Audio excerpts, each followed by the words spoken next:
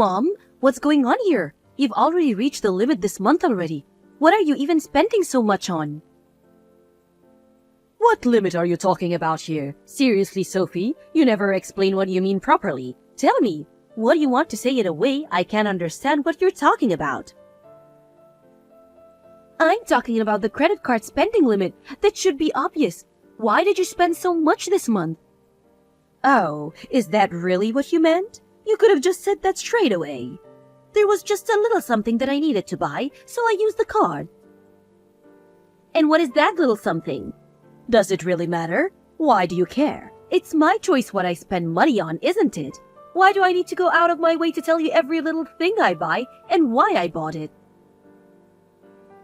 That would be fine if you were the one who was paying back the credit card, but it's Peter and I who are the ones doing that. That's why I'm telling you to stop wasting money on useless things. God, you're so annoying about this. You need to stop worrying so much about all of these little things. Mark never complained about any of this when I was living with him, you know. It was so much more enjoyable with him than here with you. Can't you take a leaf out of this book? You should be more like him. You want me to take a leaf out of Mark's book? He was the one who left you with all the debt and ran off. Of course he didn't care about your spending habits. You were the one who came crying to us to help you. So how can you even say that I should be more like him? Is that how it is? It all happened so long ago. I don't really remember what happened anymore. Listen here, Mom. We paid back the entire credit card debt for you. And not only that, we even let you move in with us and are paying for your monthly expenses. I don't want to hear that you've forgotten all that. Don't you even feel a shred of gratitude to us? Oh, just give it up already. Why do you even have to keep bringing that up again and again? That happened a long time ago, so you need to put it to rest. And you always do this, you know. One small thing happens and then you start blaming everyone.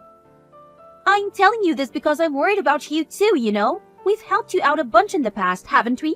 Can't you at least try to understand where we're coming from? Oh yeah, thank you so much. I'm so glad that I have a daughter who complains to me every day about every tiny thing I do. I couldn't be happier, thanks to you and all your help. I get to live a miserable life every day. Lucky me. I'm really so grateful to you for all of it. Oh my God, why do you have to take this kind of attitude? I'm asking you nicely not to act that in front of Peter. All you do is complain to him about everything. The money we give you to spend and just living in general together. You need to stop doing that. Here we go again. I'm the bad guy and you need to tell me off. Living with Mark really was so much better than with you. I wish I could move out and live with him again. Look, I know that you love him as your son and that you prefer him to me in every way. But as your daughter, I can't agree with you doing that. Why is that? What's wrong with Mark? Are you saying that because he broke off contact with us? Or are you saying that it's impossible for me to do that because we don't know where he is right now? Well, both of those things obviously does make it impossible, but that's not what I meant. Even if you knew where he was, it would all just end the same as it did last time. Do you want to be up to your ears in debt again? Of course I don't. Who would want that? That's exactly what I'm saying, right? So then just forget about Mark already. If you don't, it will definitely happen to you again if he comes back. Well, I don't think it will, but you can just help me out again if that happens. So I don't really see the issue here. Come on, give me a break already. You might be my mom, but there's a limit to everything.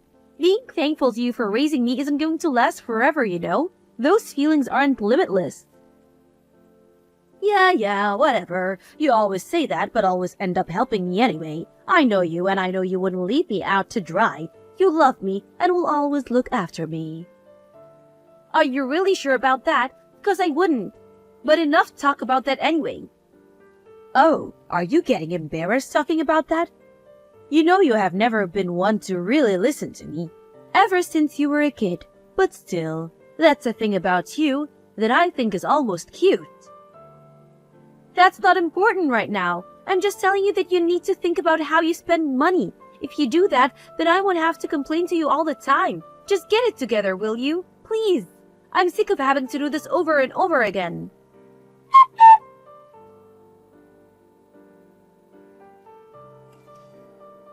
Sophie, sorry to message you while you're at work, but I want you and Peter to move out of the house in the next few days would be best actually. If you're busy, I can help you pack all your stuff so you can leave faster. What's this all of a sudden? What are you even talking about?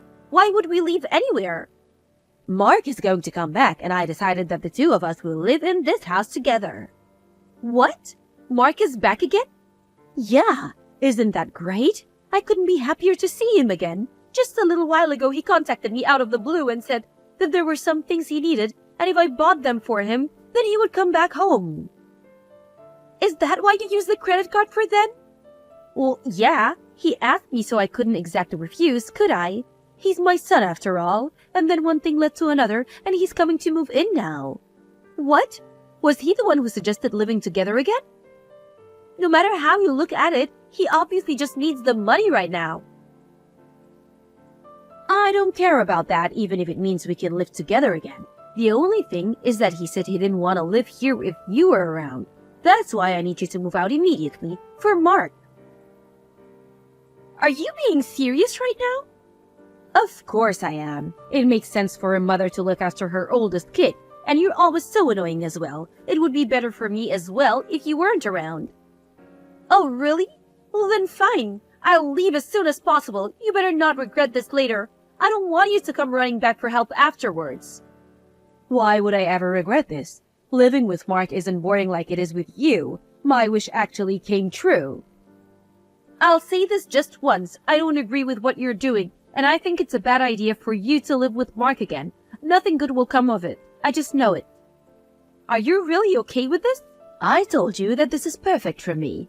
Don't go ahead making pointless predictions. Well, if you think like that, fine. It looks like you won't have any problems after Peter and I move out, so we can move out without any worries. Please, just do that. Mark is finally coming back home, and I don't need anything to get in the way of that. I see how it is. Well, we'll leave, but I'm going to need a little bit of time at least. We don't even have anywhere that we could go to right away. What do you mean you don't have anywhere to stay? Why not just move to live with Peter's parents? Then you can move immediately and Mark can also come right away. There's no way we can do that. We haven't talked to them about this at all, and we can't just disrupt your life for something stupid like this. What? So what? I told you to leave right away, and now you want to put it off? Are you trying to talk your way out of it now? What if Mark doesn't come back because of this? Is that your plan? If that's enough to stop him from coming back, then he would just leave soon enough no matter what. Well, maybe. Don't worry about it. We will be out of your hair soon enough. I'll ask some friends to help and we should be able to find a place pretty quickly. I can't do much more than that right now. Fine, I get it. Just try and find somewhere as soon as you can. At least do that for me.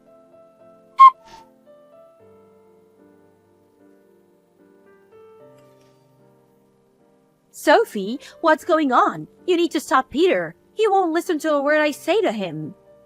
What am I supposed to do to stop him from doing? He's just explaining to the movers what they need to take, isn't he? Everything's going just as he wanted when we're finally moving out. Why would I stop him now? The problem is what he's telling the movers to take. All of the furniture and the white goods too. Are you planning on taking everything out of this house? Yeah, and so what? I don't see the problem here. How can you not? If you take everything, what are Mark and I supposed to do? What are you talking about? Peter and I were the ones who bought all of the furniture. I think it's pretty normal to take all of your things with you when you move. Even if you did buy it all, Mark and I won't be able to do anything if the house is completely empty. I don't care about that. It's not our problem whether you can do anything or not, or what your life may be like after we move. I don't need you coming to me with your problems. What? Are you serious? You know what you're doing is going to make life more difficult for your mother, and you still don't care about it? What's going on here? That's not how a child is supposed to treat parents. Who do you think you are to treat me like this? Show me some respect. If you're going to try and use that logic, then I can say the exact same thing. What? How? You can't say that to me. It's not easy or cheap to just get up and move out the house. But you still rushed us out and asked to leave for some stupid, selfish reason. How much do you think it would cost if needed to buy replacements for all this furniture? Peter and I can't handle so many sudden expenses. You two have the money for it, don't you? So there shouldn't be a problem. The money isn't the main problem. It's that you one-sidedly kicked out your own daughter, and on top of that, you also want to steal all of my things. It's not something a parent is supposed to do. You're in no position to complain about anything I do. But I'm the one in a bad financial situation, much worse than you. You two should just give this stuff up, because you are still in the position to buy new stuff. That's why you have always helped me out till now, isn't it? That's just because you're my mom. I didn't want to just leave you on your own and then something happened. I was worried about you, and since it's just been about money, I've been patient with you. Then it should be fine to leave everything now, no? This is the same kind of thing before. I already told you this before. Gratitude towards you for raising me isn't endless. And so what of it? That has nothing to do with what we're talking about right now. Of course it does. I have no more feelings or love towards you now, and since we're going to be moving out, all expenses from now are your own. You have to figure it out on your own. I'm sure two grown adults can work something out. How can you be so selfish? Mark is coming back because he's relying on me, you know? What am I supposed to tell him if he comes back to this?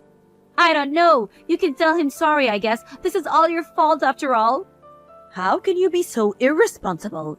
Because I'm your daughter, that's why, and I don't have any responsibility for you and Mark. It's your fault if he comes here and gets angry. Are you okay with that? I don't care what a person who I will never see again has to say to me. Anyway, good luck. Make sure you don't complain and try to work it out on your own. It's your house now, so the two of you deal with it. Good luck living together.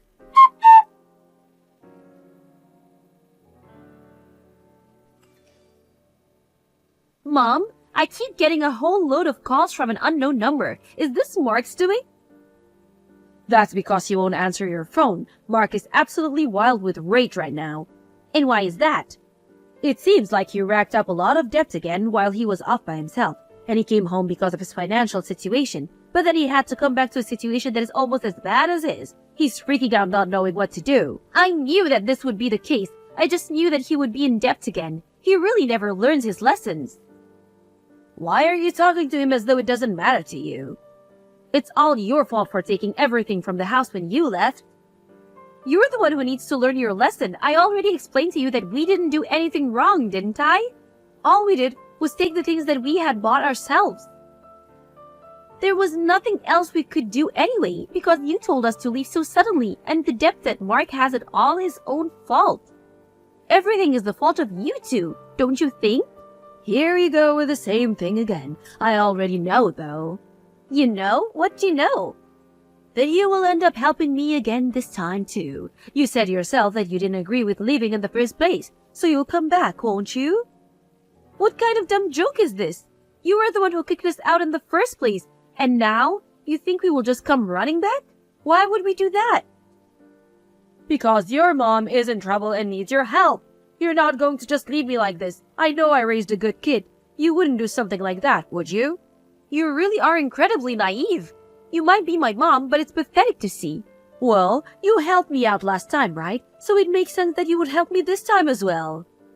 This is a completely different situation to before. Let me tell you this clearly so that you understand. I have run out of love and feelings for you. I'm not going to help you this time or anymore at all. It would be wrong of a child to abandon her mom in a state like this, and you're a smart girl, so you do understand that. So you know what you should do, don't you? Between helping you last time and you kicking me out of the house afterward, I have no more duty towards you as my mom. It's all been used up. You need to understand that I just give up asking me already. Fine, I understand. I realize you won't come back, but then in exchange, at least pay me enough per month to live. No, why would I do that? Sort this out for yourselves. Listen here, Sophie. I just listened to all of your selfish reasons about why you don't want to come back here, so now it's obvious that you need to listen to what I'm saying to you. God, you just sound so stupid right now. Why should I have to take care of my mom and brother who I neither love nor care about anymore? I'm telling you as clearly as I can that it's not happening. It's impossible. There's nothing impossible about it. If you don't help me out, then Mark is going to be really angry at me. Don't you care about that? I told you that I don't. You're the one who wanted to live with him in the first place. Sophie, please. Neither of us have anyone but you who can we rely on. We're family, aren't we? How can you leave us like this? Please, help me out this one last time. If you have time to beg me for the same thing over and over again, then use that time to do something on your own. If living with him becomes as boring as you thought it was living with me, then there's no point of any of this for you, is there? I don't plan on interfering with your lifestyles at all. Have fun, you two. Your favorite son has come back to you, so there's no need for your annoying daughter anymore, right?